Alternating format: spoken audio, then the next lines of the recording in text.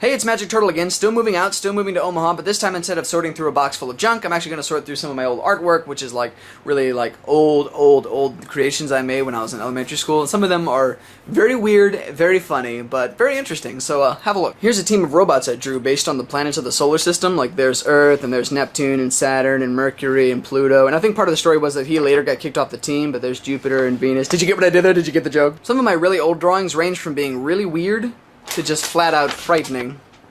Now this drawing is hilarious. These characters are based on a dream I had the night before, and I went to school, which I think was 2nd grade, and I drew the characters really quickly so I didn't forget them. But I remember this one specifically, the eyeball with the claw and the flaming drill attached to a sled.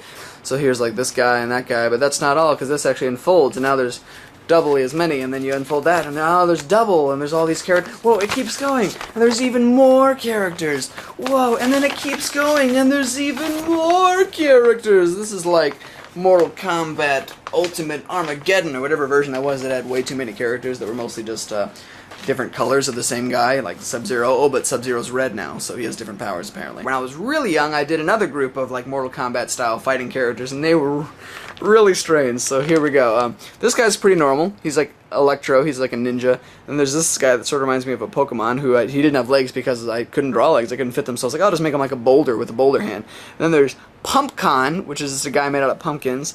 Fire Flame Man, that's redundant, with these enormous flaming arms.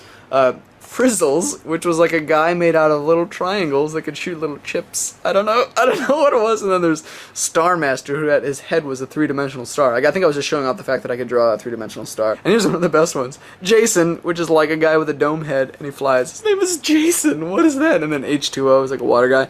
And Giant Panther, because apparently that's not a tiger at all, that's a panther. Now I know a lot of you guys really liked the colored pictures last time, so I'll show you some of the colored ones. Like there's that guy, and Red Lightning there, and Zyber, I drew him all the time. There's his ship, and there's Galaxeron, and most of these are actually painted with acrylics, so that's pretty cool. I also said that I drew the character Quam-a-Lot, and here he is. That's the very first drawing of him in pencil, and as the character evolved, so did the art supplies I used. This is him with a marker and colored pencil, and eventually with acrylic. What? I did not allow myself to be limited by the size of my page. There's a picture of me, it says Ben, and apparently I'm a werewolf. Little mini characters up there that you can barely see, and more, wait, these are like machines. Whoa! See, it's so small I can't even hold on to it. Desserts, little cakes and ice creams, and a little lizard guy. And my last item is this, a Harry Potter journal. My private diary from high school or middle school or whatever, and I'm not gonna let anybody read this, so I'm gonna burn it right now.